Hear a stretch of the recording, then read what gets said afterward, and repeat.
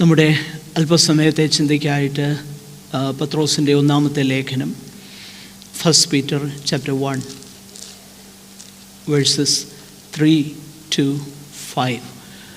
പത്രോസിൻ്റെ ഒന്നാം ലേഖനം അതിൻ്റെ ഒന്നാം അധ്യായം 3 മുതൽ 5 വരെയുള്ള വാക്യങ്ങൾ നമുക്കൊന്ന് വായിക്കുകയും അല്പകാര്യങ്ങൾ നമുക്ക് ധ്യാനിക്കുകയും ചെയ്യാം. നമ്മുടെ കർത്താവായ യേശുക്രിസ്തുവിൻ്റെ പിതാവായ ദൈവത്തിന് സ്തോത്രം.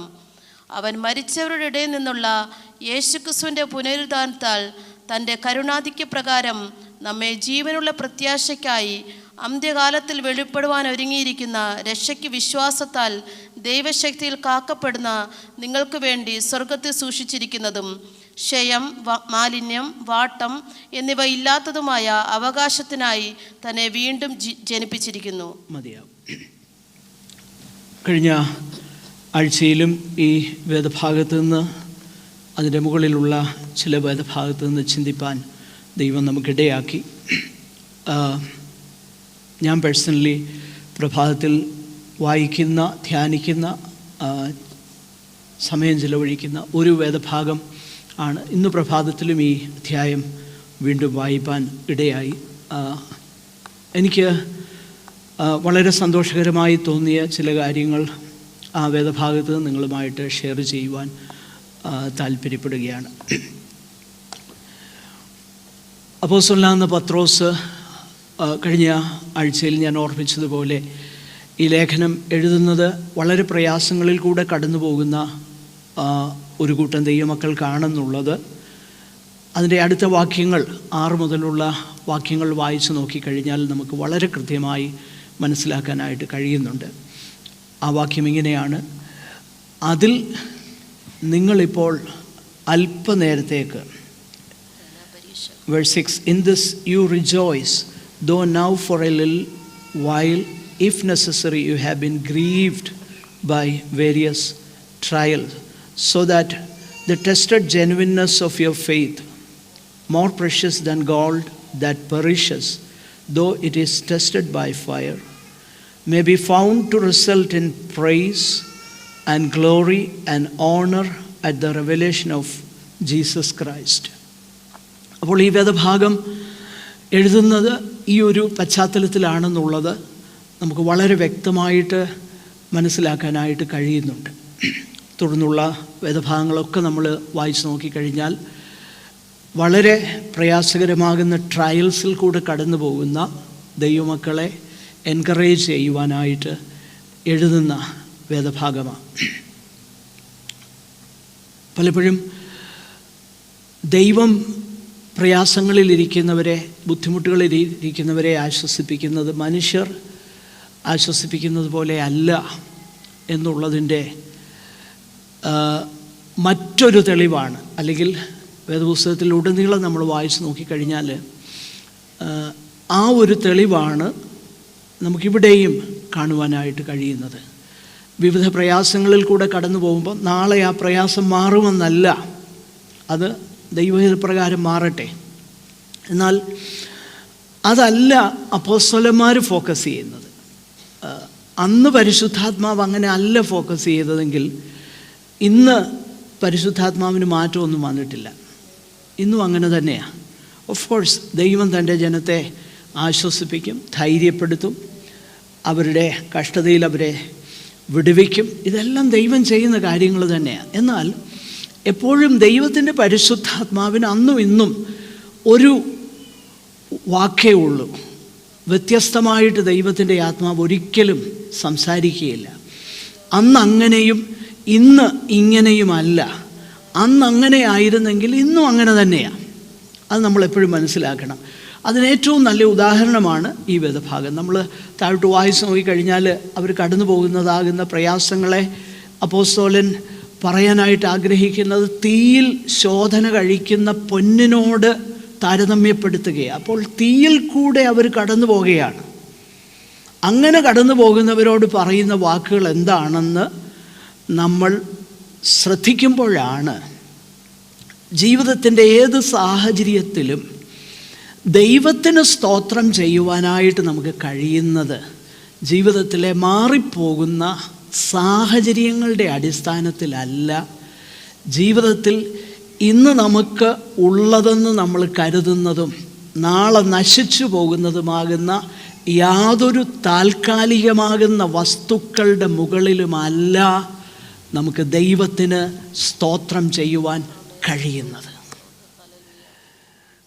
പലപ്പോഴും നമ്മുടെ ചിന്താഗതികൾ വളരെ ഇടുങ്ങിയതാകുന്നതുകൊണ്ട് നമ്മൾ ഈ ചുറ്റുവട്ടത്തുള്ള അല്പം ചില കാര്യങ്ങൾ മാത്രം കാണുന്നത് കൊണ്ടാണ് ദൈവത്തെ ദൈവമെന്നറിഞ്ഞ് ദൈവത്തിന് മഹത്വം കൊടുക്കാനായിട്ട് നമുക്ക് കഴിയാത്തത്. That makes a lot of difference. Knowing God who he is and praising and thanking him, number one, for who he is, and secondly, what he has done for us, which nobody, absolutely nobody in the universe can do what God in Christ Jesus has done. That makes the difference. ദൈവം യേശുക്രിസ്തുവിലൂടെ നമുക്ക് വേണ്ടി ചെയ്തത് ലോകത്തിൽ, യൂണിവേഴ്സിൽ, അഖിലാണ്ട കടാഹത്തിൽ ആർക്കും ചെയ്യാൻ കഴിയാത്ത അസാധ്യമായ ഒരു കാര്യമാണ്. അപ്പോൾ ഇവിടെ മാറുന്ന സാഹചര്യങ്ങളെ ഓർത്ത് അതിലോട്ട് അവരുടെ ശ്രദ്ധയെ കൊണ്ടുപോകുവാനല്ല പത്രോസ് അപ്പോസ്തലൻ വലിയ പരിശോധനയിൽ കൂടെ തീയിൽ ഊതിക്കഴിക്കുന്നത് പോലെയുള്ള ജീവിത സാഹചര്യങ്ങളിൽ കൂടെ കടന്നു പോകുന്ന ദൈവമക്കളെ അവരുടെ ഫോക്കസ് അങ്ങോട്ടല്ല കൊണ്ടുപോകുന്നത്. പലപ്പോഴും നമ്മൾ വളരെ വളരെ കൃത്യമായ, അത് പലപ്പോഴും നമ്മുടെ ഇടയിൽ അത് അങ്ങ് വർദ്ധിച്ചു വന്നുകൊണ്ടിരിക്കുക. ജീവിതത്തിൽ ഒരു ടെമ്പറലായിട്ടുള്ള ഒരു കാര്യം, it is well and good, but don't take A weighty biblical passage and connect it to a thing that will be gone with the wind. അതായത് വളരെ പെട്ടെന്ന് നശിച്ചു പോകുന്ന ഒരു കാര്യത്തെ അതാണ് ഏറ്റവും വലിയ കാര്യമെന്ന നിലയിൽ നമ്മൾ ഒരിക്കലും ആ ദൈവത്തിൻ്റെ വചനം, ആ വിലയേറിയ വചനം എടുത്തിട്ട് നമ്മുടെ പെറ്റി ഫാൻസീസുമായിട്ട് അതിനെ കണക്റ്റ് ചെയ്യരുത്. അത് വലിയ തെറ്റാണ്. കഴിഞ്ഞ ദിവസം ഞാൻ ഒരാളൊരു പ്രത്യേക കാര്യം എടുത്തേച്ച് പറഞ്ഞേക്കുന്ന കണ്ടു. എവ്രി പെർഫെക്റ്റ് ഗിഫ്റ്റ് ആൻഡ് ഉണ്ടല്ലോ, യാക്കോബിൻ്റെ ലേഖനത്തിൽ 1-ാം അധ്യായം അതിൻ്റെ 18-ാമത്തെ വാക്യം, എല്ലാ നല്ല ദാനവും, ഇല്ലേ, അതിൻ്റെ ഏത് വാക്യമാണ്? 17-ാമത്തെ വാക്യം, 17-ാം വാക്യം ഒന്ന് വായിക്കാമോ? എല്ലാ നല്ല ദാനവും തികഞ്ഞ വരമൊക്കെയും ഉയരത്തിൽ നിന്ന് വെളിച്ചങ്ങളുടെ പിതാവിങ്കൽ നിന്ന് ഇറങ്ങി വരുന്നു. Good gift and every perfect gift is from above, coming down from the Father of lights, with whom there is no variation or shadow due to change. പക്ഷെങ്കിൽ എന്താണ് ആ നല്ല പെർഫെക്റ്റ് ഗിഫ്റ്റ്? അടുത്ത വാക്യം വായിച്ചേ. അവന് വികാരമോ ഗതിഭേദത്താലുള്ള അച്ഛാദനമോ ഇല്ല. നാം അവന്റെ സൃഷ്ടികളിൽ ഒരുവിധം ആദ്യഫലമാകേണ്ടതിന് അവൻ തന്റെ ഇഷ്ടം ഹേതുവായി സത്യത്തിന്റെ വചനത്താൽ നമ്മെ ജനിപ്പിച്ചിരിക്കുന്നു. ഏതാണ് every good gift, every perfect gift എന്ന്? യാക്കോബ് പറയുന്നത് എന്താ? ദൈവം അവൻ്റെ ഇഷ്ടത്താൽ എന്ന് പറഞ്ഞാൽ ദൈവത്തിന് എന്നോടും നിങ്ങളോടും ഇഷ്ടം തോന്നി. അതിനെക്കുറിച്ച് യാക്കോബ് ചിന്തിക്കൂ. Such a precious and perfect gift that is. അന്നോ അല്ലയോ? ഒന്ന് ചിന്തിച്ചേ. ദൈവത്തിന് എന്നോടും നിങ്ങളോടും ഇഷ്ടം, അവൻ്റെ ഹിതത്തിൽ, അവൻ്റെ ഹിതം നിമിത്തം ദൈവത്തിന് അങ്ങനെ ഹിതം തോന്നി. മറുചോദ്യം എനിക്കറിയില്ല ഉത്തരം പറയാൻ. ആർക്കെങ്കിലും അറിയാവുന്നോ എനിക്കറിയത്തില്ല. വേറെ ആരോട് എന്തുകൊണ്ട് തോന്നിയില്ല, ഐ ഡോണ്ട് നോ. പക്ഷേ എന്നോട് തോന്നി. അതെനിക്ക്, ഞാൻ അവരെക്കാളും കൊള്ളാവുന്നവനായതുകൊണ്ടല്ലെന്നും എനിക്ക് അതിനായിട്ടറിയാം. മനസ്സിലാകുന്നുണ്ടോ? എക്സ് ഓർ വൈ അവരോട് തോന്നിയില്ല, ഐ ഡോണ്ട് നോ. ഒന്നെനിക്കറിയാം, God will be holy, God will be riches always. അതിന് യാതൊരു മാറ്റമില്ല. But I don't know many things. എനിക്ക് ഒരു കാര്യവും പല കാര്യങ്ങളും അറിയില്ല. പക്ഷെങ്കിൽ ദൈവത്തിന് എന്നോട് എന്ത് തോന്നി? നമ്മളോട് എന്ത് തോന്നി? ഇഷ്ടം തോന്നി. ദൈവത്തിൻ്റെ ആ ഹിതത്തിൽ നമ്മെ കൂടെ എന്ത് ചെയ്തു? ഇൻക്ലൂഡ് ചെയ്തു. എന്നിട്ട് നമ്മെ എന്ത് ചെയ്തു? ജനിപ്പിച്ചു. What is the instrument of? So it is God's initiative, not my initiative. അതാണ് നമ്മൾ പാടിയ രക്ഷാദാനമോ അതെത്ര മാധുര്യം, എന്നെ വീണ്ടതോ അതെത്ര ആശ്ചര്യം. എനിക്കറിയില്ല, നിങ്ങൾക്കും അറിയില്ല. ഈ ലോകത്തിൽ നമുക്കറിയാൻ കഴിയുമെന്ന് ഞാൻ ചിന്തിക്കുന്നില്ല. ഒരുപക്ഷെ നിത്യതയിൽ ചെല്ലുമ്പോൾ എല്ലാം ക്ലിയർ ആവും. പക്ഷെ അവിടെ ഇപ്പോൾ എന്നെ അറിയാത്തതെന്നുള്ള കാര്യത്തിന് വിഷയമൊന്നും ആയിരിക്കുകയല്ല നമ്മുടെ വിഷയം. നമ്മുടെ വിഷയം ആരായിരിക്കും എന്നറിയാമോ? ദൈവമായിരിക്കും. അവിടെ എല്ലാ ദൈവത്തിൻ്റെ ആ മനോഹാരിതയിൽ, ആ പ്രഭയിൽ, ആ കരുണയിൽ, ആ സ്നേഹത്തിൽ നമ്മൾ ആനന്ദിക്കുമ്പോൾ പിന്നെ ഇപ്പോൾ ഇവിടെ വെച്ച് ഓർക്കും പല കാര്യങ്ങളും അവിടെ ചെല്ലുമ്പം ദൈവത്തോടൊന്ന് പക്ഷേ ചോദിക്കേണ്ടി വരികയില്ല എന്നാണ് ഞാൻ കരുതുന്നത്. അങ്ങനെയായിരിക്കും ആ അവസ്ഥ. ഓക്കെ, അപ്പോൾ അവൻ്റെ ഇഷ്ടം ഹേതുവായി. പിന്നെ അതിൻ്റെ ഇൻസ്ട്രുമെൻ്റ് എന്താ? സത്യത്തിൻ്റെ വചനത്താൽ. പിന്നെ ഇപ്പം ഈ ഭൂമിയിൽ അവൻ്റെ ഇൻറ്റൻഷൻ എന്താ? നാം വല്ലവിധം അവൻ്റെ സൃഷ്ടികളിൽ ആദ്യഫലമാകേണ്ടതിന് എന്ന് പറഞ്ഞാൽ we are completely dedicated to God. ആദ്യഫലം എന്ന് പറഞ്ഞാൽ എന്തെന്നറിയാമോ? ഞാനിത് യാക്കോബിൻ്റെ ലേഖനം പഠിപ്പിച്ചപ്പം പറഞ്ഞിട്ടുള്ള കാര്യമായതുകൊണ്ട് ഞാൻ വിശദീകരിക്കുന്നത്. ആദ്യഫലം എന്ന് പറഞ്ഞാൽ പഴയ നിയമത്തിലെ കാര്യമാണ്. ആ ഫസ്റ്റ് ആദ്യത്തെ കതിര് കൊണ്ട് ദൈവസന്നിധാനത്തിൽ വെക്കും.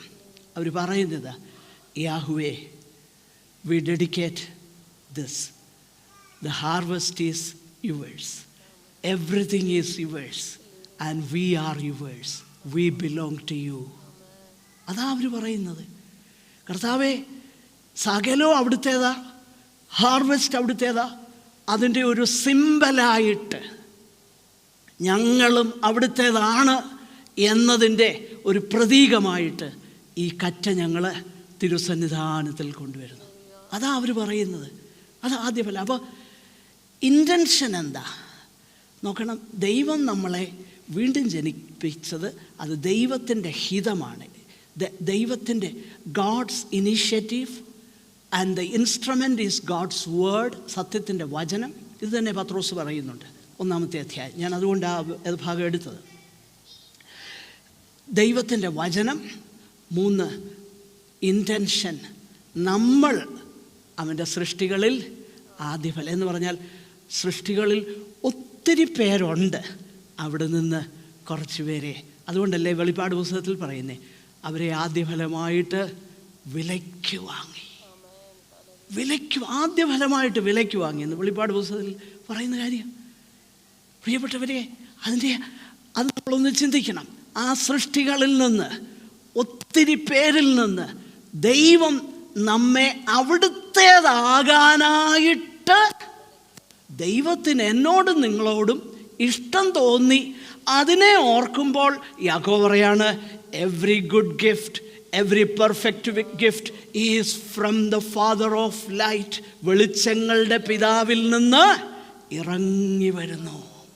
അപ്പോൾ ഇവിടെ ഈ തിരുവചന ഭാഗത്തും പത്രോസ് അപ്പോസ്തലൻ ദുഃഖിച്ചിരിക്കുന്ന ഹൃദയങ്ങളെ, ട്രബിൾഡ് ഹാർട്ടിനെ ആശ്വസിപ്പിക്കുവാനായിട്ട് പറയുന്ന ഒരു പ്രധാനപ്പെട്ട കാര്യം നമ്മളവിടെ ശ്രദ്ധിച്ച് നോക്കിക്കഴിഞ്ഞാൽ, ബ്ലെസ്സഡ്, 3-ാമത്തെ വാക്യം, 1 പത്രോസ് 1-ാം അധ്യായം 3-ാം വാക്യം, blessed be the God and Father of our Lord Jesus Christ. അപ്പോൾ പത്രോസ് പിതാവായ ദൈവത്തിന്, നമ്മുടെ എന്താ പറയുന്നേ, നമ്മുടെ കർത്താവായ യേശു ക്രിസ്തുവിന്റെ പിതാവായ ദൈവത്തിന് സ്തോത്രം. സ്തോത്രം. നമ്മുടെ കർത്താവായ യേശു ക്രിസ്തുവിൻ്റെ പിതാവായ ദൈവത്തിന് സ്തോത്രം. എന്തിനു വേണ്ടിയിട്ടാണ് പത്രോസ് സ്തോത്രം ചെയ്യുന്നത്? അതാണ് നമ്മൾ ശ്രദ്ധിക്കേണ്ടത്. പത്രോസ് ദൈവത്തിന് സ്തോത്രം ചെയ്യുന്നത് നമ്മൾ ഇന്ന് പറയുന്നത് പോലെ ആ സ്തോത്രം ചെയ്ത് ആ ബാധയെല്ലാം അങ്ങ് അകറ്റാം, അല്ലെ അതല്ലല്ലോ അവിടെ പറയുന്നേ. സ്തോത്രം ചെയ്യുന്നത് ദൈവം നൽകിയിരിക്കുന്ന ഒരു വലിയ പ്രത്യാശയുണ്ട്. വലിയ പ്രത്യാശ. ആ പ്രത്യാശ ആങ്കർ ചെയ്തിരിക്കുന്നത് എവിടാണെന്നൊന്ന് ശ്രദ്ധിച്ചേ. ഞാനിത് പറഞ്ഞൊന്നുമല്ല പറയുന്നത്, ആ വേദഭാഗം മാത്രം നിങ്ങൾ ശ്രദ്ധിച്ചാൽ മതി. മരിച്ചവരുടെ ഇടയിൽ നിന്നുള്ള യേശുക്രിസ്തുവിൻ്റെ പുനരുത്ഥാനത്താൽ. So Peter is praising or blessing God the Father for the hope that He has given us. So, why this hope is so precious? This hope is so precious because it anchors on a very solid thing which God had done, and it also looked forward to a sure thing that is going to come. And a living experience at present. 3 കാര്യങ്ങളാണ്. എന്തുകൊണ്ടാണ് ഈ വലിയ പ്രത്യാശയോർത്തിട്ട് ദൈവത്തിന് സ്തോത്രം ചെയ്യുന്നത്? അതിൻ്റെ കാരണം, ആ പ്രത്യാശ ആങ്കർ ചെയ്യുന്നത്, അല്ലെങ്കിൽ അത് ആ നങ്കൂരമിട്ടിരിക്കുന്നത്, ഉറപ്പിച്ചു നിർത്തിയിരിക്കുന്നത് ഒരു വളരെ ഉറപ്പുള്ള ഒരു കാര്യത്തില്ല. അതെന്താണെന്നറിയാമോ? യേശു ക്രിസ്തുവിൻ്റെ പുനരുത്ഥാനം. നോക്കിയേ, അതാ, നിങ്ങൾ ആ വാക്യം ശ്രദ്ധിച്ചാൽ മനസ്സിലാകും. ഈ ഹോപ്പിൻ്റെ കാരണം എന്നാ? അത് യേശു ക്രിസ്തുവിൻ്റെ പുനരുത്ഥാനമാണ്. ഇനിയും ഈ ഹോപ്പ് ഇതിൽ ജീവനുള്ള പ്രത്യാശയാണ്. അതിൻ്റെ ഒരു കാരണം, യേശുവിനെ മരിച്ചവരുടെ ഇടയിൽ നിന്നും ഉയർപ്പിച്ചു. There is life. ഇപ്പോൾ ആ ജീവനുള്ള കർത്താവിലാണ് ഈ പ്രത്യാശ നിലനിൽക്കുന്നത്. ഇതൊരു ജീവനുള്ള പ്രത്യാശയാണ്. ഒരു വലിയ ബന്ധമാണിത്, ജീവനുള്ളതാണ്. 3, വരാൻ പോകുന്ന കാര്യത്തിൻ്റെ ഷുവർട്ടിയാണിത്, ഉറപ്പുള്ള കാര്യം. പത്രോസ് എന്നാ ഇങ്ങനെ ഉറപ്പോട് ഇത് പറയുന്നത്? ഇതിൻ്റെ കാരണം യേശു കർത്താവിൻ്റെ ഉയർപ്പ് പത്രോസിൻ്റെ ജീവിതത്തിലെ ഒരു വലിയ ലൈഫ് ചേഞ്ചിങ് റിയാലിറ്റി ആയിരുന്നു. നമ്മൾ ശ്രദ്ധിച്ച് നോക്കിക്കഴിഞ്ഞാൽ അത് ഈ ശിഷ്യന്മാരുടെ എല്ലാവരുടെയും ജീവിതം നോക്കി അങ്ങനെ തന്നെയാണ്. ലൂക്കോസിൻ്റെ സുവിശേഷത്തിൽ നമ്മൾ വായിക്കുന്നുണ്ട് എമ്മൗസിലേക്ക് പോയ ശിഷ്യന്മാർ. എമ്മൗസിലേക്ക് പോയ ശിഷ്യന്മാരുടെ സവിശേഷത എന്താണെന്നറിയായിരുന്നോ? അവരുടെ മുഖം എന്ത് ചെയ്തിരിക്കുക? വാടിയിരിക്കുക. അങ്ങനെ വാടിയിരിക്കുന്ന മുഖമുള്ള ആ 2 പേരോടൊപ്പം യേശു കർത്താവ് ചേർന്ന് നടന്നു. എന്നിട്ട് അവരോട് ചോദിച്ചു, എന്നാ നിങ്ങൾ വഴിയിൽ സംസാരിച്ചു കൊണ്ടിരിക്കുന്നത്? അപ്പോൾ അവർ പറഞ്ഞു, ഞങ്ങൾ ചിന്തിച്ചു, വാക്കിലും ശക്തിയിലും അല്ലെങ്കിൽ വാക്കിലും പ്രവൃത്തിയിലും ശക്തിയുള്ള ഒരു വലിയ പ്രവാചകൻ ഞങ്ങളുടെ ഇടയിൽ ഉണ്ടായിരുന്നു. ഞങ്ങളെല്ലാവരും ഓർത്തത് എന്തായിരുന്നെന്നറിയാമോ? അവൻ ഇസ്രായേലിൻ്റെ ഉദ്ധാരകനായിരിക്കുമെന്നാണ് ഞങ്ങൾ ഓർത്തത്. ആ വേദഭാഗം എടുത്തെങ്കിലും ഒന്ന് വായിക്കാം. ഏത് എന്ന് അവൻ അവരോട് ചോദിച്ചതിന് അവർ അവരോട് പറഞ്ഞത്, ദൈവത്തിന് സകല ജനത്തിനു മുമ്പാകെ പ്രവൃത്തിയിലും വാക്കിലും ശക്തിയുള്ള പ്രവാചകനായിരുന്ന നസ്രേനായ യേശുവിനെ കുറിച്ചുള്ളത് തന്നെ. നമ്മുടെ മഹാപുരോഹിതന്മാരും പ്രമാണികളും അവനെ മരണവിധിക്ക് ഏൽപ്പിച്ചു ക്രൂശിച്ചു. അപ്പൊ ഇവർക്ക് വലിയൊരു ഹോപ്പ് ഉണ്ടായിരുന്നു. അതാരാ? യേശു കർത്താവ്. കാരണം അതുവരെ അവർ കണ്ടിട്ടില്ലാത്ത ഒരു വലിയ ഒരു പവർ, ഒരു ശക്തി കർത്താവിൽ അവർ കണ്ടു. അപ്പം അതുകൊണ്ട് ഇവരെല്ലാം കൂടെ കർത്താവ് വിളിച്ചപ്പം കർത്താവിൻ്റെ പുറകെ വന്നു. ഭയങ്കര സന്തോഷമായിരുന്നു. കർത്താവ് ചെയ്യാൻ പോകുന്ന കാര്യങ്ങളെക്കുറിച്ചുള്ള പ്രതീക്ഷയിൽ അവർ യേശുവിൻ്റെ പുറകെ അവർ നടക്കുകയായിരുന്നു. കാരണം വള്ളവും വിട്ടു, വലയും വിട്ടു, പിന്നെ എന്താ പറയുന്ന ടാക്സ് കളക്ടറിൻ്റെ ബൂത്ത് ഒരാൾ വിട്ടു, എല്ലാം വിട്ടിട്ട്, മുഴുവൻ വിട്ടിട്ട് അവർ യേശുവിൻ്റെ പുറകെ വന്നു. അങ്ങനെ ഇരിക്കുമ്പോൾ എന്തോ സംഭവിച്ചു? മഹാപുരോഹിതന്മാരും എല്ലാവരും കൂടെ അവനെ പിടിച്ച് ക്രൂശിച്ചു, ജാതികൾ കേൾപ്പിച്ചു, റോമാക്കാരുടെ കൈ കൊടുത്തു. He was handed over to the Romans and they crucified him and they killed him. And what is more? അടുത്ത വായിച്ചേ. ഞങ്ങളോ അവൻ ഇസ്രായേലിനെ വീണ്ടെടുപ്പാനുള്ളവനെ വീണ്ടെടുപ്പുകാരനായിരിക്കുമെന്ന് ആശിച്ചിരുന്നു. Somebody read in English? Can somebody ആ വേർഡ്സ് ഒന്ന് പറയാമോ? Somebody ഒന്ന് വായിച്ചു പെട്ടെന്ന്.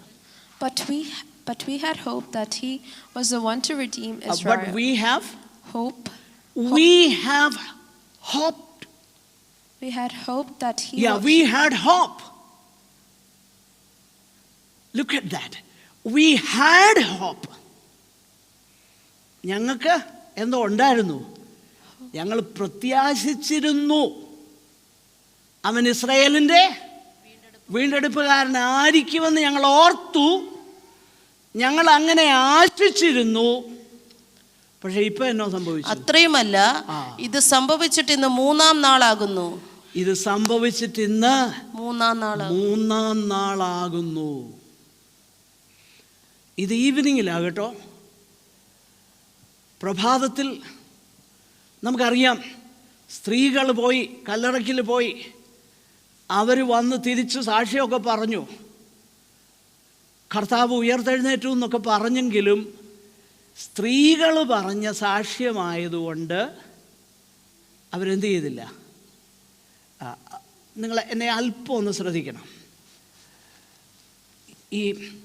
ഇതാണ് ബിബ്ലിക്കൽ റൈറ്റേഴ്സ് വളരെ ആക്യുറേറ്റും, അതിനകത്ത് അവരൊരു കാര്യവും തിരികെ ചേർത്തില്ല എന്നുള്ളതിൻ്റെ ഏറ്റവും പ്രധാനപ്പെട്ട തെളിവുകളിൽ ഒന്നായത്. ഏതാണെന്നറിയാമോ? സ്ത്രീകളുടെ സാക്ഷ്യം.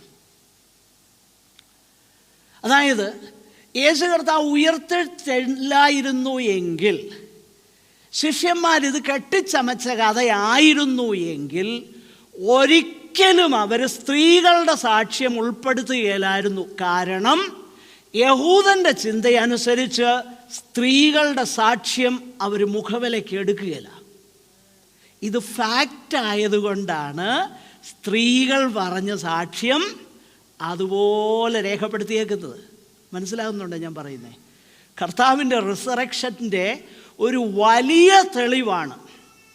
പല തെളിവുകളിൽ ഒന്നാണ് സുവിശേഷങ്ങളിൽ സ്ത്രീകളുടെ സാക്ഷ്യം ഉൾപ്പെടുത്തിയിരിക്കുന്നത്. കാരണം സ്ത്രീകളുടെ സാക്ഷ്യത്തെ വിലയുള്ളതായിട്ട് ഒരു യഹൂദനും കണക്കാക്കുകയില്ല. അങ്ങനായിരുന്നു അവിടുത്തെ സിസ്റ്റം.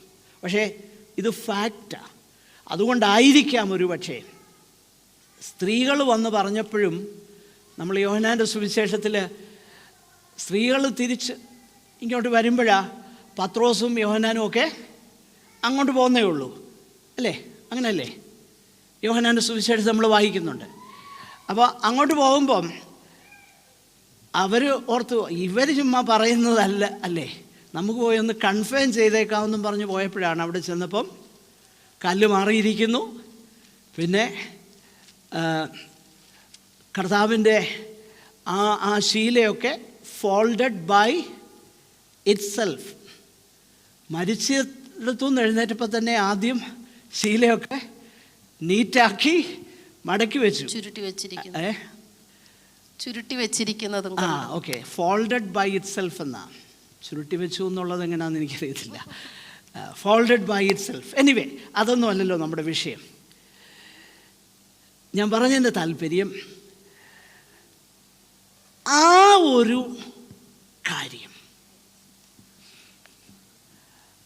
അത് കഴിഞ്ഞ് പത്രോസ് പിന്നെയും ചിന്തിച്ചപ്പം യേശു ഉയർത്തെഴുന്നേറ്റോ ഇല്ലയോ വലിയ ഉറപ്പൊന്നുമില്ല.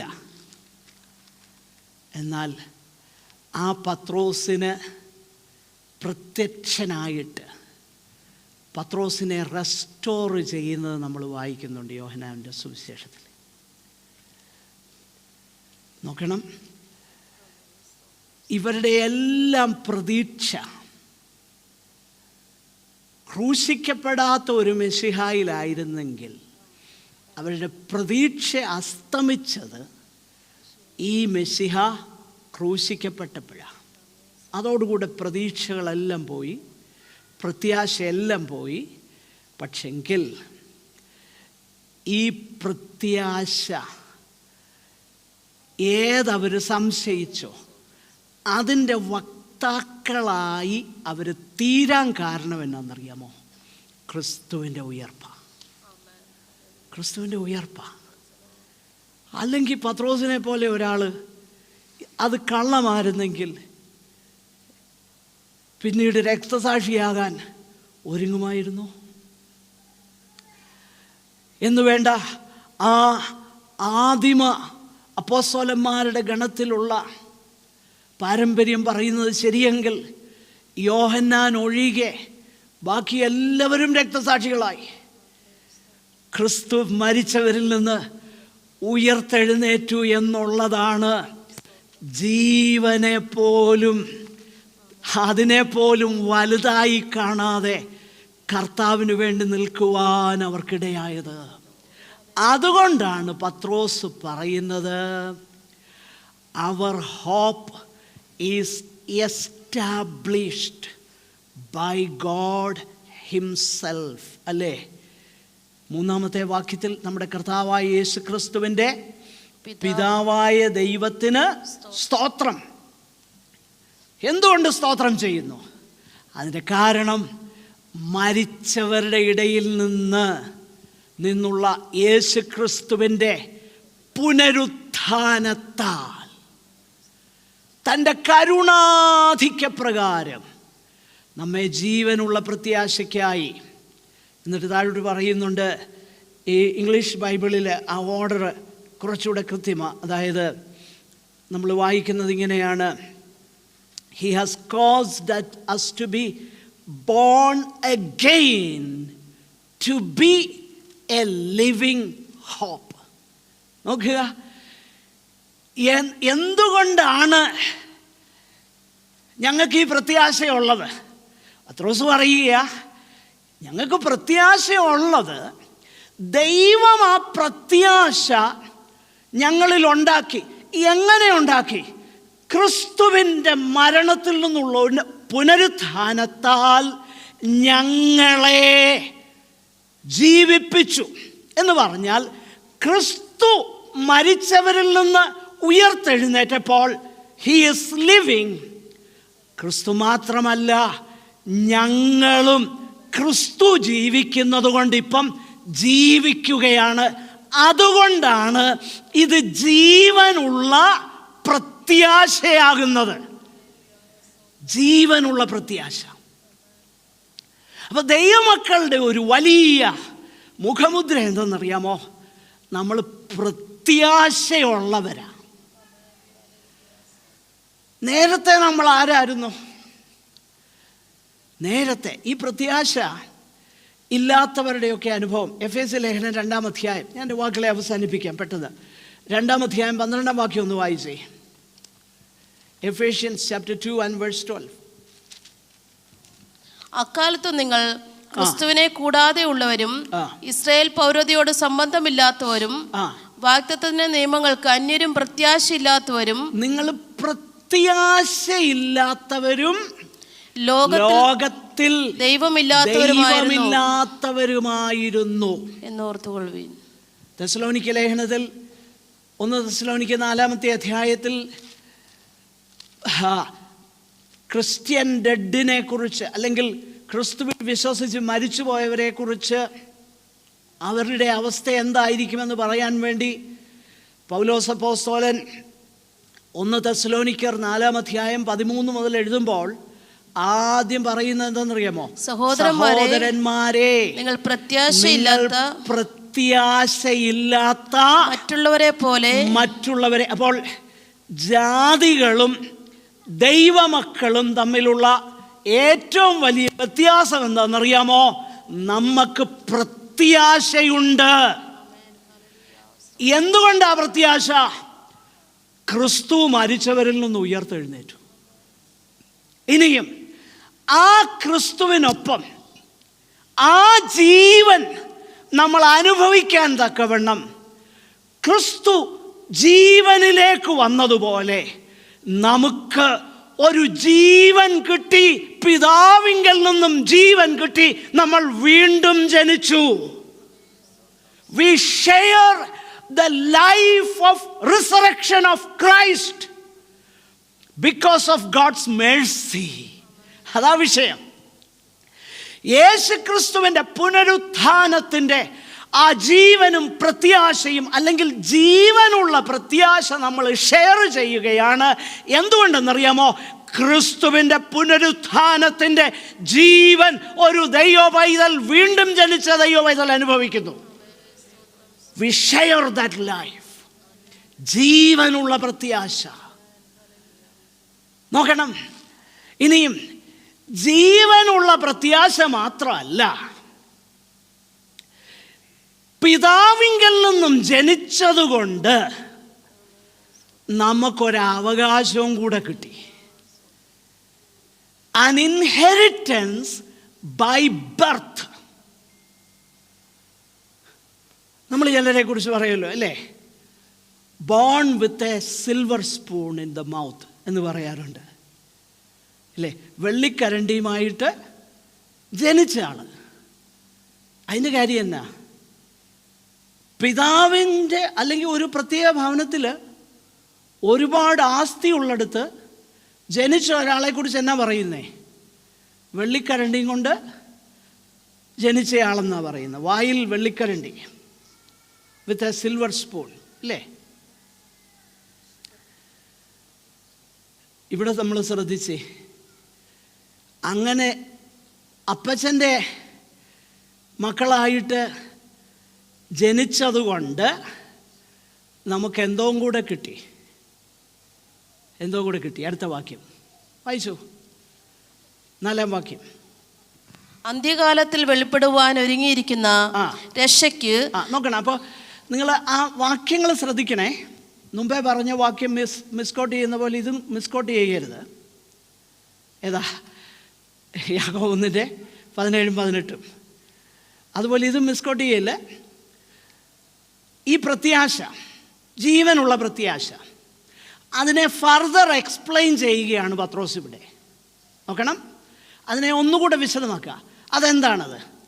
അന്ത്യകാലത്തിൽ വെളിപ്പെടുവാൻ ഒരുങ്ങിയിരിക്കുന്ന രക്ഷയ്ക്ക് വിശ്വാസത്താൽ ദൈവശക്തിയിൽ കാക്കപ്പെടുന്ന. അപ്പോൾ നമ്മൾ ശ്രദ്ധിക്കണം, നമ്മളെ വീണ്ടും ജനിപ്പിച്ചു, നമ്മളെ വീണ്ടും ജനിപ്പിച്ചു ജീവനുള്ള പ്രത്യാശയാൽ. യേശു ക്രിസ്തുവിൻ്റെ പുനരുത്ഥാന നിമിത്തം നമ്മളെ വീണ്ടും ജനിപ്പിച്ചു. എന്നിട്ട് നമ്മുടെ മുൻപിൽ ഒരു കാര്യമുണ്ട്. എന്താ? അന്ത്യകാലത്ത് വെളിപ്പെടുവാൻ ഒരുങ്ങിയിരിക്കുന്ന രക്ഷയ്ക്ക്. നിങ്ങൾ അതേ അധ്യായം അതിൻ്റെ 9-ാം വാക്യം ഒന്ന് വായിച്ചേ.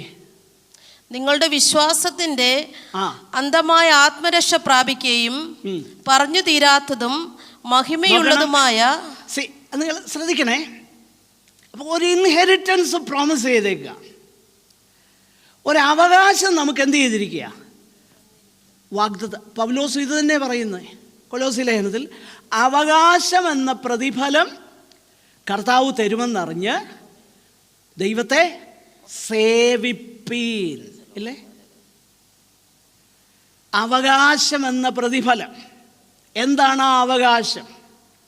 1:9 പറയുന്നു, നിങ്ങളുടെ വിശ്വാസത്തിൻ്റെ അന്തമായ ആത്മരക്ഷ പ്രാപിക്കുകയും പറഞ്ഞു തീരാത്തതും മഹിമയുള്ളതുമായ സന്തോഷത്തോടെ ആനന്ദിക്കുകയും ചെയ്യുന്നു. obtaining the outcome of your faith, the salvation of your souls. അപ്പോൾ ഭാവിയിൽ വരാൻ പോകുന്നൊരു കാര്യം എന്താണ്? ആ ഇൻഹെറിറ്റൻസ്, ആ ഫൈനൽ സാൽവേഷൻ. ഇനിയും അതിനുവേണ്ടി അന്ത്യകാലത്ത് 4-ാം വാക്യത്തിൽ അന്ത്യകാലത്തിൽ വെളിപ്പെടാൻ ഒരുങ്ങിയിരിക്കുന്ന രക്ഷയ്ക്ക് ബൈ ഫെയ്ത്ത്, വിശ്വാസത്താൽ ദൈവശക്തിയാൽ. 2 ഫാക്ടേഴ്സ് അതിനകത്തുണ്ട്. ഒന്ന്, God keeps me. If it was not God who is keeping me, there is no hope for me. ദൈവം എന്ത് ചെയ്യുന്നു? 4-ാം വാക്യം. ദൈവം എന്നെ എന്ത് ചെയ്യുന്നു? കാക്കുന്നു. ദൈവശക്തിയാൽ എന്നെ എന്ത് ചെയ്യുന്നു? കാക്കുന്നു. പക്ഷെ ദൈവശക്തിയാൽ ഞാൻ കാക്കപ്പെടുന്നു എന്നതിൻ്റെ തെളിവെന്താ? എന്താ തെളിവ്? വിശ്വാസം. എനിക്ക് ദൈവത്തിലുള്ള വിശ്വാസമാണ്, വേറൊന്നിലുമല്ല, ദൈവത്തിലുള്ള വിശ്വാസം. അതാ തെളിവ്. ഞാൻ എത്രത്തോളം എൻ്റെ കർത്താവിൽ ആശ്രയിക്കുന്നു, അതോ മനുഷ്യനിലാണോ ഞാൻ ആശ്രയിക്കുന്നത്? How much I trust in God and his promises or human beings who are here today gone tomorrow. മനുഷ്യനിൽ ആശ്രയിക്കുന്നതിനേക്കാൾ യഹോവയിൽ ആശ്രയിക്കുന്നത് നല്ലത്. പ്രഭുക്കന്മാരിൽ ആശ്രയിക്കുന്നതിനേക്കാൾ യഹോവയിൽ ആശ്രയിക്കുന്നത്. യഹോവയിൽ ആശ്രയിക്കുകയും യഹോവ തന്നെ ആശ്രയമായിരിക്കുകയും ചെയ്യുന്ന മനുഷ്യൻ ഭാഗ്യവാൻ. How much I cling on to him, that shows where I am going. Okay, ഞാൻ എത്രത്തോളം ദൈവത്തിൽ ആശ്രയിക്കുന്നു എന്നുള്ളതാണ് എങ്ങോട്ടാ എൻ്റെ യാത്ര എന്നുള്ളത് സൂചിപ്പിക്കുന്നത്. ഇപ്പം ഞാൻ ദൈവശക്തിയാൽ കാക്കപ്പെടുന്നോ? കാക്കപ്പെടുന്നതിൻ്റെ തെളിവെന്താ? How much I trust in him and his word. എത്രത്തോളം എനിക്ക് ദൈവത്തിൽ ആശ്രയിക്കാൻ പറ്റുന്നുണ്ട്. ഇനിയും ഞാൻ വാക്കുകളെ അവസാനിപ്പിക്കുക. അങ്ങനെ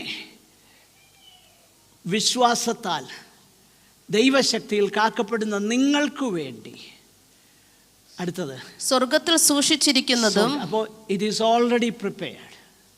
ഇറ്റ് ഈസ് ഓൾറെഡി പ്രിപ്പയർഡ്. അവിടെ ഫൈനൽ ടച്ചിൻ്റെ ഒന്നും ആവശ്യമില്ല.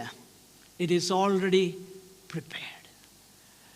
ക്ഷയം, മാലിന്യം, വാട്ടം എന്നിവ ഇല്ലാത്തതുമായ അവകാശത്തിനായി അവിടെ ഒന്ന് നിൽക്കണം. പലപ്പോഴും നമ്മൾ ഈ അവകാശം എന്നൊക്കെ പറയുമ്പം എല്ലാവരുടെയും ചിന്ത എന്നാണെന്നറിയാം. കാരണം നമ്മളെപ്പോഴും നമ്മൾ ഈ ഭൂമിയുടെ ടേംസിലേ ചിന്തിക്കത്തുള്ളൂ. അതാണ് നമ്മുടെ വലിയൊരു പ്രശ്നം. അപ്പോൾ ചിലരാണെങ്കിൽ ഞാൻ കണ്ടിട്ടുണ്ട്, പിന്നെ വളരെ കഷ്ടപ്പെട്ട് മുങ്ങാൻ വേണ്ടി കാതയിലെയും കഴുത്തയിലെയും ഒക്കെ പറിച്ചെന്നിരിക്കട്ടെ, അങ്ങനെയുള്ളവരുണ്ട്. പറിച്ചു പിന്നെ ഏക ആശ്വാസം എന്നാണെന്നറിയാം, ഇവിടെ നിങ്ങളൊക്കെ ഇട്ടോ, ഞങ്ങൾ സ്വർണ്ണത്തെരുവീതിയിലാണ്. പക്ഷെ അപ്പോഴും ഇതിനോടുള്ള ആ ആർത്തി പോയിട്ടില്ല. മനസ്സിലായോ? ആർത്തി അവിടെ ഉണ്ടെന്ന്, അതാ വലിയ കാര്യമെന്ന്. പക്ഷെങ്കിൽ നാം മനസ്സിലാക്കണം, വെളിപ്പാട് പുസ്തകത്തിൽ പറഞ്ഞിരിക്കുന്ന കാര്യങ്ങളൊക്കെ അതെല്ലാം സിംബോളിക്കായിട്ട് പറഞ്ഞിരിക്കുന്ന ഒത്തിരി കാര്യങ്ങളുണ്ട്. സിംബോളിക്, പ്രതീകാത്മകമായിട്ട് അതെല്ലാം പറഞ്ഞേക്കുന്നത് എന്തിനാണെന്നറിയാമോ? അതെത്ര മനുഷ്യൻ്റെ ചിന്തയ്ക്കും അവൻ്റെ സങ്കല്പങ്ങൾക്കും അതീതമാണ്. അതിപരം ഒരു സിംബോളിസം പറയാനില്ല. അതുകൊണ്ടാണ് അത് പറഞ്ഞേക്കുന്നത്. അതിൻ്റെ അർത്ഥം അങ്ങനെയാണ് എന്നല്ല. എന്നോട് തർക്കമുണ്ടാകാം, സാരമില്ല, അത് വിഷയമല്ല. അത് ഞാൻ പറയാൻ കാര്യം എന്നറിയാം, പഴയ നിയമത്തിൽ പോലും നമ്മൾ പൊതുവെ പറയുന്ന പഴയ നിയമത്തിൽ ഭൗതികവും പുതിയ നിയമത്തിൽ ആത്മീയവും അല്ല. പഴയ നിയമത്തിലും ട്രൂലി ദൈവമക്കളോട് ദൈവം പറഞ്ഞതെന്നറിയാം. Take for example the father of faithful, വിശ്വാസികളുടെ പിതാവെന്ന് പറയുന്ന അബ്രഹാമിനോട് പറഞ്ഞതെന്നറിയാം, ഞാൻ എപ്പോഴാണെന്നറിയാമോ? 5 രാജാക്കന്മാർക്ക് തോൽപ്പിക്കാൻ കഴിയാത്ത 4 രാജാക്കന്മാരുടെ ഒരു കൂട്ടുകെട്ടിനെ വീട്ടിൽ ജനിച്ച് വളർന്ന 318 അഭ്യാസികളെയും കൊണ്ടുപോയി തോൽപ്പിച്ച് ലോത്തിനെയും വിടുവിച്ചു, ആൾക്കാരെ എല്ലാം വിടുവിച്ചു. തിരിച്ചു വന്നുടനെ ഇവരെല്ലാം കൂടെ പറഞ്ഞു, അബ്രഹാമേ ഇതൊക്കെ എടുത്തോ, ആളിനെ തന്നാൽ മതി. അപ്പോൾ അബ്രഹാം പറഞ്ഞു, നോ, നിങ്ങൾ അബ്രഹാമിനെ സമ്പന്നനാക്കിയെന്ന് പറയാൻ എനിക്ക് ഇതിൻ്റെ ഒരു നൂല് പോലും വേണ്ട. അടുത്ത അധ്യായത്തിലേക്ക് വരുമ്പോൾ ദൈവം പറയുന്നൊരു കാര്യമുണ്ട്, അബ്രഹാമേ ഞാൻ നിന്റെ അതിമഹത്തായ പ്രതിഫലവും നിന്റെ അവകാശവുമാകുന്നു. വിശ്വാസികളുടെ പിതാവിൻ്റെ അവകാശം ആരാ? 4 അതിരുള്ള പാലസ്തീൻ അല്ല. അതുകൊണ്ടാണ് ദൈവം ശില്പിയായി നിർമ്മിച്ചതും അടിസ്ഥാനമുള്ളതുമാകുന്ന നഗരത്തിനായി കാത്തിരുന്നു. എങ്ങനെയാണെന്നറിയാമോ കാത്തിരുന്നേ? കൂടാരങ്ങളിൽ പാർത്തുകൊണ്ടാ കാത്തിരുന്നത്. എന്നിട്ട് എബ്രായലേഖനം 11:16 പറയുന്നു, അതുകൊണ്ട് ദൈവം അവരുടെ ദൈവം എന്ന് വിളിക്കപ്പെടാൻ ലജ്ജിക്കുന്നില്ല. അതുകൊണ്ട് ദൈവം അവരുടെ ദൈവം എന്ന് വിളിക്കപ്പെടാൻ ലജ്ജിക്കുന്നില്ല. അവൻ അവർക്കായി ഒരു നഗരം. ഇനിയും പഴയ നിയമത്തിൽ ദൈവത്തെ സേവിച്ച അഹരോനോടും പുത്രന്മാരോടും പറഞ്ഞതെന്നറിയാമോ? നിങ്ങൾക്ക് അവരുടെ ഇടയിൽ അവകാശത്തിൻ്റെ ഒന്നും കാര്യമില്ല. അതിൻ്റെ കാരണം ഞാൻ തന്നെ നിങ്ങളുടെ അവകാശം. 16-ാം സങ്കീർത്തനത്തിലേക്ക് വരുമ്പോൾ, നീ എൻ്റെ ഓഹരി, you are my portion O Lord. അല്ലേ? അങ്ങനെയാണെങ്കിൽ, പഴയ നിയമത്തിൽ അങ്ങനെയാണെങ്കിൽ, ദൈവത്തിൻ്റെ കവനൻറ്റിൽ ആ സാഹചര്യങ്ങളിലുള്ള വ്യത്യാസമേ ഉള്ളൂ. അൾട്ടിമേറ്റ്ലി ഇതിനൊന്നും വ്യത്യാസമില്ല. കർത്താവിൻ്റെ പ്രവൃത്തിക്കൊന്നും വ്യത്യാസമില്ല. കാരണം പുതിയ നിയമത്തിലേക്ക് വരുമ്പോൾ അബ്രഹാം കൃപയാൽ വിശ്വാസത്താലാണ് നീതീകരിക്കപ്പെട്ടതെന്നാണ് പറയുന്നത്. പുതിയ നിയമത്തിലെ ഒരു ബിലീവറും അങ്ങനെ തന്നെയാണ് നീതീകരിക്കപ്പെട്ടതെന്നാണ് ദൈവവചനം പറയുന്നത്. അങ്ങനെയെങ്കിൽ ആരാ നമ്മുടെ അവകാശമെന്നറിയാം? അൾട്ടിമേറ്റ്ലി. അതുകൊണ്ടാണ് പോൾ പറയുന്നത്, അവകാശമെന്ന പ്രതിഫലം കർത്താവ് തരുമെന്നറിഞ്ഞിട്ട് ദൈവത്തെ സേവിപ്പേൻ. Who is our portion? If the lord is not our portion, ദൈവം നമ്മുടെ പോർഷൻ അല്ലെങ്കിൽ, ദൈവം നമ്മുടെ അവകാശം അല്ലെങ്കിൽ, വേറെ എന്തോ കിട്ടിയാലും മനസ്സിൽ അതുകൊണ്ടൊന്നും തൃപ്തി ഉണ്ടാകുകയില്ല. എന്തോ കിട്ടിയാലും always you want the greatest thing. You will always have that vacuum to aspire for the greatest thing in life.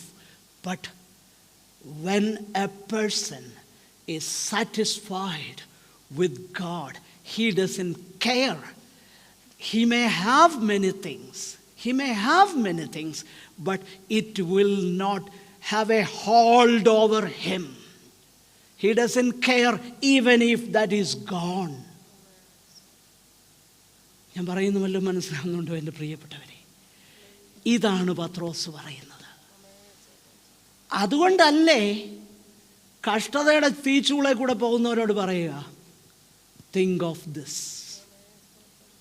അല്ലാതെ വേറെ വല്ലതും ആണെന്ന് പറയുന്നേ. കർത്താവ് വചനങ്ങളാൽ നമ്മെ അനുഗ്രഹിക്കട്ടെ. എനിക്കറിയാം ഇത് അത്ര അക്സെപ്റ്റബിളൊന്നും അല്ല. പിന്നെ നിങ്ങൾ എന്നെ അങ്ങ് സഹിക്കുകയായിരിക്കും ചിലപ്പോൾ. That's all right.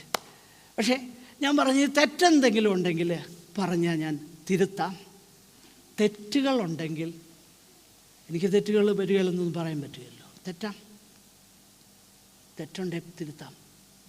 പക്ഷെ തെറ്റില്ല, ഈ പറഞ്ഞതിലെങ്കിലും തെറ്റില്ലെങ്കിൽ, this is what it is. This is the word of God. ഇതാ ദൈവവചനം. അതിന് മുമ്പാകെ നമുക്ക് നമ്മെ തന്നെ സമർപ്പിക്കാം. കർത്താവ് വചനങ്ങളാൽ നമ്മെ അനുഗ്രഹിക്കട്ടെ. നമുക്ക് വീണ്ടും പ്രാർത്ഥിക്കാം. സഹോദരന്മാർ ആർക്കെങ്കിലും ഒരാൾക്ക് പ്രാർത്ഥിക്കാം.